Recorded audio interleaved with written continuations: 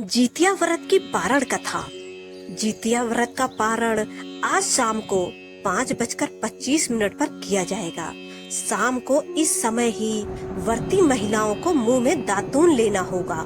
पारण करने के लिए महिलाओं को ताजी बने घर के भोजन करना चाहिए। व्रत के पारण को लेकर एक पौराणिक कथा प्रचलित है, जिसमें व्रत करने वाली मालिन बासी भोजन से व्रत का पारण कर लेती है और इस वजह से उसका बेटा मर जाता है। आइए आपको इस कथा के बारे में विस्तार से बताते हैं। प्राचीन काल में एक मालिन राजा के यहाँ फूल पहुँचाने का काम करती थी और रोजाना सुबह के वक्त पूजा करने के लिए राजा के यहाँ फूल देकर आती थी। एक बार की बात है, मालिन का जितिया का व्रत था। अगले दिन उसको व्रत का पारण करना था, तो उसने सोचा कि सुबह राजा के यहाँ फूल पहुँचाने में देर हो जाएगी, इसलिए उसने पारण करने के लिए रात को भोजन बनाना आरंभ कर दिया। फिर अगले दिन सुबह हुई और राजा के यहाँ रोजाना की तरह फूल पहुँचाकर आई और उसके बाद भगवान जीमूतवाहन की और फिर व्रत का पारण करने लगी। व्रत का पारण करने के लिए उसने रात के बने भोजन से अपना मुंह जूठा किया और उस भोजन को करने लगी। भगवान अपने स्थान पर बैठकर अपनी दिव्य दृष्टि से यह देख रहे थे कि मालिन वह बासी भोजन से व्रत का पारण कर रही थी। भगवान मालिन को बासी भोजन करता देख उससे नाराज हो गए। इधर मालिन ने अपने बच्चों को खेत में से अनाज लाने भेजा, तो उधर भगवान अजगर का रूप धारण करके आ गए।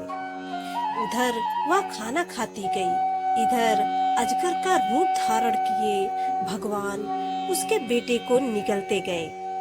एक चरवाहा यह सब देख रहा था। उसने आकर मालिन को बताया कि अजगर तुम्हारे बेटे को खा रहा है।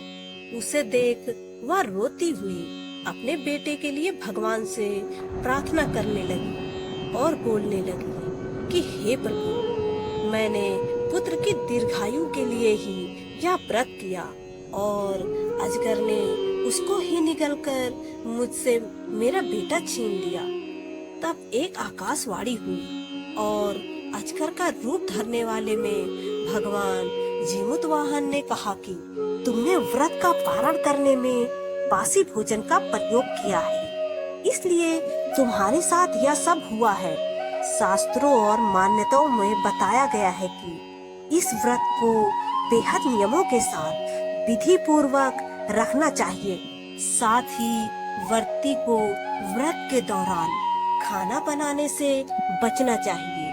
किसी प्रकार की चूक होने पर उसको अपनी संतान का वियोग सहना पड़ सकता है।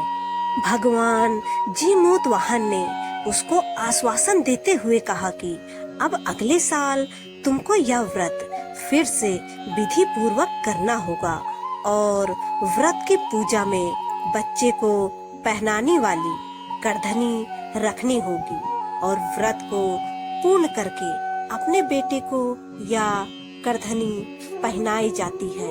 अगले साल जब उस मालिन ने विधि विधान से व्रत किया तो भगवान जीमूतवाहन ने सकुशल उसके बेटे को वापस लौटा दिया।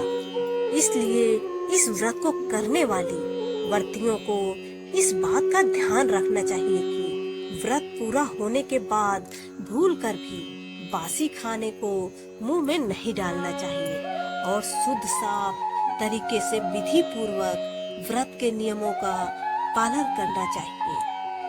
दोस्तों, आपको मेरी यह वीडियो कैसी लगी कमेंट करके जरूर बताना और अगर वीडियो पसंद आई हो तो लाइक, शेयर और चैनल को सब्सक्राइब जरूर करना।